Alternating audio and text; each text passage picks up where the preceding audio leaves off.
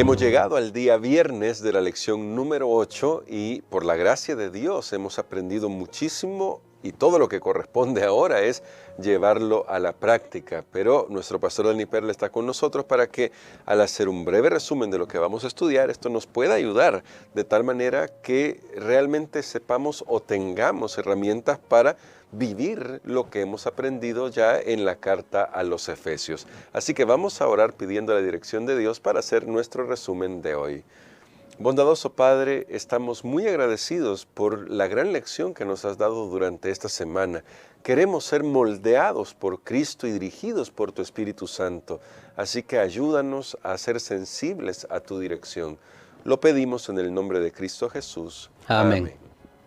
Durante esta semana, pastor, al abordar el tema que el apóstol Pablo estaba proponiendo a los Efesios y que definitivamente nos atañe a nosotros, una de las cosas que llamó bastante la atención era el hecho de que Pablo habla sobre esa nueva vida en Cristo que significa quitarnos algo, y él decía: quítense el viejo hombre, vístanse de un nuevo hombre según Cristo. Y en ese sentido, esto lo relaciona con el hecho de que vivimos en una comunidad.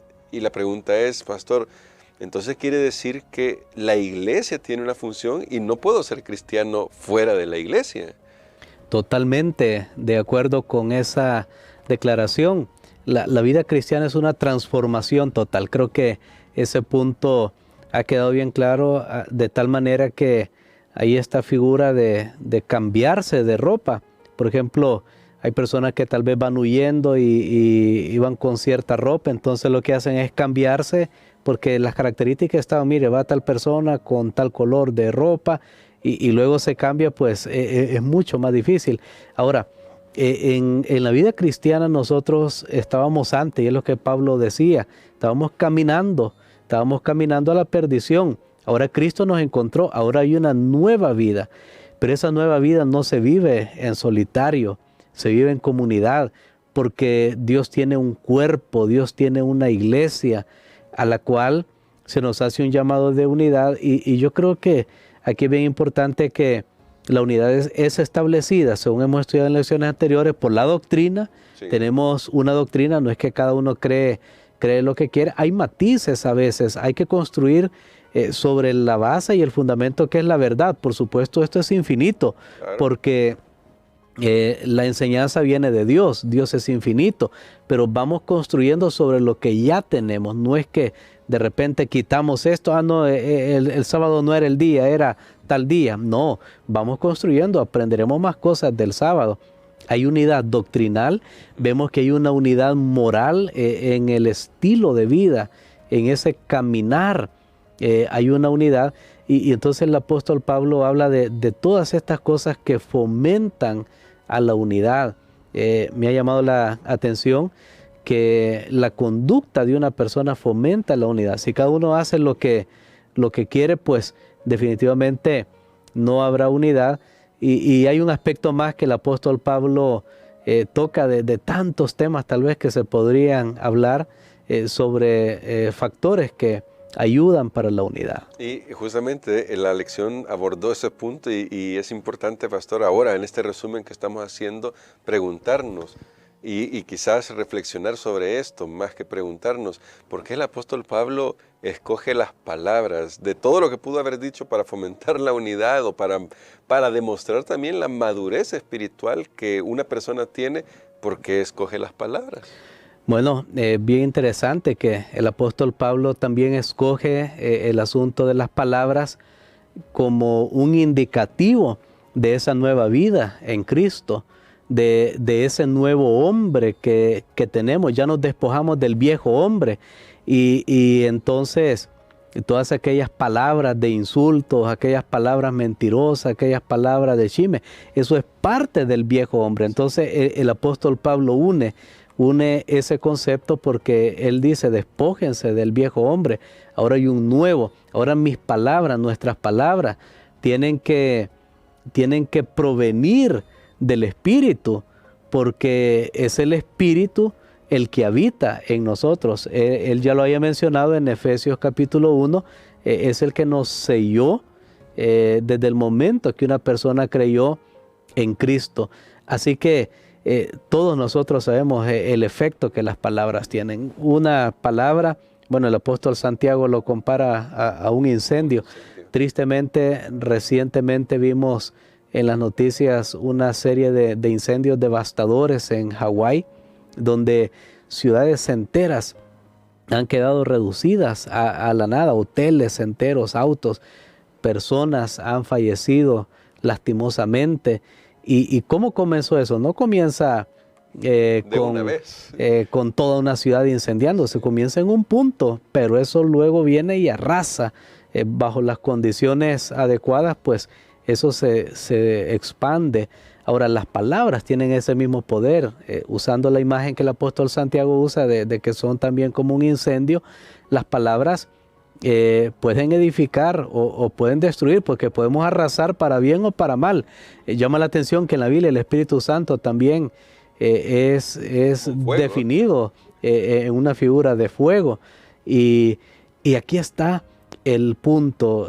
La unidad se fomenta por la manera como nosotros hablamos, la manera como manejamos nuestro desagravio, nuestra incomodidad, nuestra molestia, porque es bien difícil que alguien diga, no, a mí nunca me hacen nada, nunca me pasa nada, aquí todo el mundo siempre bien conmigo. No es así. No, vivimos en un mundo pecaminoso, todos estamos quebrados definitivamente, y Dios nos está pues reconstruyendo, y hay más de alguna manera que pues nos hacemos daño los unos a los otros, pero la manera como lo tratamos, las palabras, va a ser muy importante. A tal punto, hermano Gerson, que yo quiero aquí dejar un texto solamente como un pequeño test. ¿Cómo saber si lo que yo voy a decir es realmente algo que va a contribuir o no?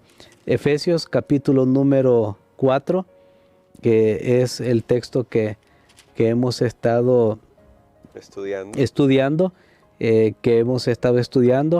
Efesios el capítulo número 4, y aquí tenemos, vamos a leer los versículos, el versículo 29, que ahí hay como unas cualidades, porque de paso, antes de leerlo, esto de las palabras se aplica a lo que escribimos también. Claro. Porque alguien puede venir y decir, bueno, aprovecharse del vacío de la ley y decir, bueno, está hablando de las palabras. No, pero yo lo que mandé fue un texto, un correo. Yo lo que escribí fue un post, un comentario ahí en el chat. Ok. Pues aplica también para eso, porque salió de tu mente. Claro. De hecho, ya no pudimos hablar aquí en el resumen, pues usted puede, claro, estudiarlo al principio de la semana.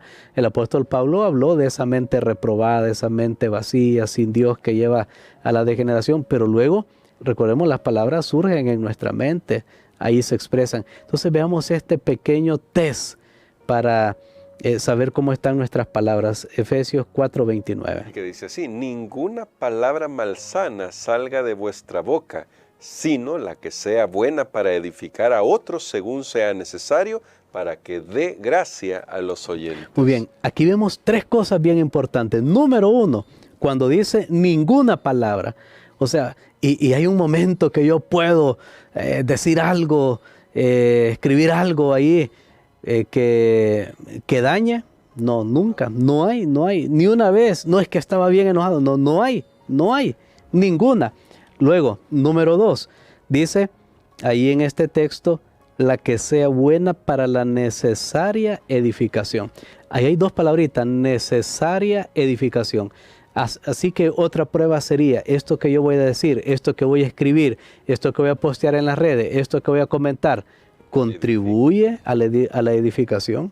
¿Edifica o no edifica? La palabra necesaria, porque puede ser que sí es algo correcto, pero ¿es el momento adecuado? ¿Es la circunstancia correcta? Ahí tenemos esa prueba. Número 1, el apóstol no nos deja margen, nos dice 0 palabras fuera de control. Número 2, palabras que edifican. Número 3, que sea el momento correcto, el momento adecuado, porque es necesario. Hay muchas cosas, por ejemplo, yo tengo, para poner una ilustración, que alguien tenga a su disposición una cantidad de alimentos, 20 frutas, no se comer las 20 de una sola vez, pero usted dice, ahorita lo que más estoy necesitando es sodio, te va a buscar la fruta que vitamina C, que tenga eso, es lo necesario en ese momento, ojo. Y finalmente, aquí el apóstol dice, y esta es tremenda, a fin de dar gracia a los oyentes. Lo que yo voy a decir, ¿va a dar gracia a los oyentes o va a generar discordia, desunión, desánimo, que alguien piense que el mundo se está cayendo, la iglesia se está cayendo? Creo que ese solo versículo, si lo viviéramos en nuestras familias, iglesia, comunidad, lugar de trabajo, país, mundo, cuánto cambiaría el panorama. Amén.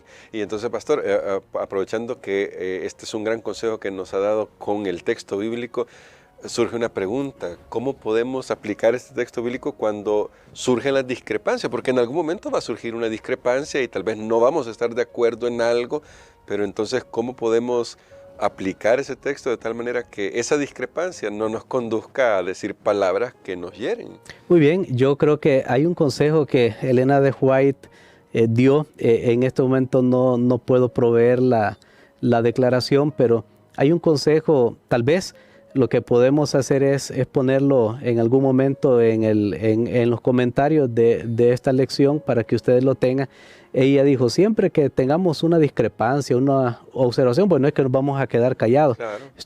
Estoy leyendo un poco acerca de ese tema de la amabilidad excesiva. Tampoco es bueno, pero vamos, el asunto es, número uno, aborde el asunto, ya sea con una persona, un comité o lo que sea, con el espíritu correcto. Porque aquí el apóstol Pablo habla mucho qué me motiva.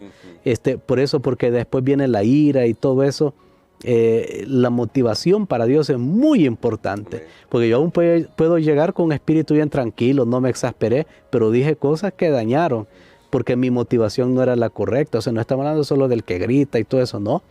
Bueno, ¿qué me motiva? Número dos, si mi motivación es la correcta, entonces voy a ir con el espíritu correcto a la persona correcta en el momento correcto. Así que ese sería como el parámetro para poder resolver las diferencias. Y finalmente entonces, pastor, porque aprendimos en esta semana que tenemos una relación muy estrecha con el Espíritu Santo, y cuán importante es entonces que al hacer este resumen nosotros tomemos conciencia de esa relación con la tercera persona de la deidad.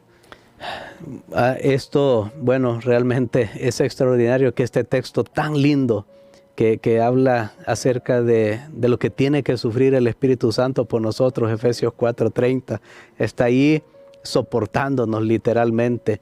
Y el apóstol lo aplica entonces a este contexto donde como iglesia lo que nosotros decimos, hacemos, todo lo que nosotros somos, realmente el testigo es el Espíritu de Dios. Y es el que quiere morar en nosotros, habitar permanentemente, profundamente, no solo estar con nosotros, sino que Jesús dijo, estará en ustedes. Y es el que obra esa transformación en nuestra vida. ¿Cuánta importancia debemos darle a esta enseñanza del Espíritu Santo y saber que es un ser real? Hermano Gerson, así como usted está en esa silla, hay algunos que han aprendido a hablar y comunicarse con el Espíritu y saber siempre, ahí está el Espíritu de Dios, ahí está, que me trae la presencia de Cristo. No es algo, una fantasía en la mente, no, es real. Y saber que es mi compañero constante. El libro de Hechos de los Apóstoles creo que es uno de los libros que nos muestra que para los primeros discípulos, para los creyentes, para los apóstoles, el Espíritu Santo era alguien real que estaba activo y participaba de la vida de la iglesia. Por eso es que es tan importante considerar la obra y la persona del Espíritu Santo. Si distorsionamos ese concepto, ¿quién es el Espíritu?, realmente vamos a quedar a la deriva. Como decía el apóstol Pablo anteriormente aquí en este capítulo, que vamos a ser llevados por todo viento de doctrina. Por eso mucho cuidado esta enseñanza acerca del Espíritu Santo, porque tiene que tener dos componentes. Número uno, que el Espíritu Santo es una persona divina, Y número dos, bueno, ahí lo dicen las dos cosas prácticamente. Es una persona, pero no es como nosotros, pero es una persona y es divino, es parte de la deidad. Así que eso es necesario considerarlo. Amén. Entonces, pastor, quisiera que orara por nosotros para que le demos cabida al Espíritu Santo y que Él pueda moldearnos a la imagen de nuestro Señor Jesucristo, porque al final Él es nuestro modelo. Amén. Padre, gracias te damos, Señor, por esta hermosa lección, pero sobre todo por la invitación que nos haces para despojarnos de ese viejo hombre, esa vieja mujer que está viciado, que puede llevar a la contaminación en todas las áreas hasta el punto de vivir una vida desenfrenada. Gracias porque nos has salvado, nos has ayudado para no llegar allí.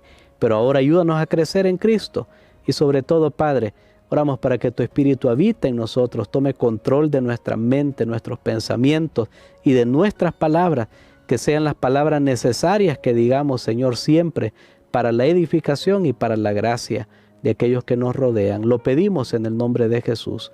Amén.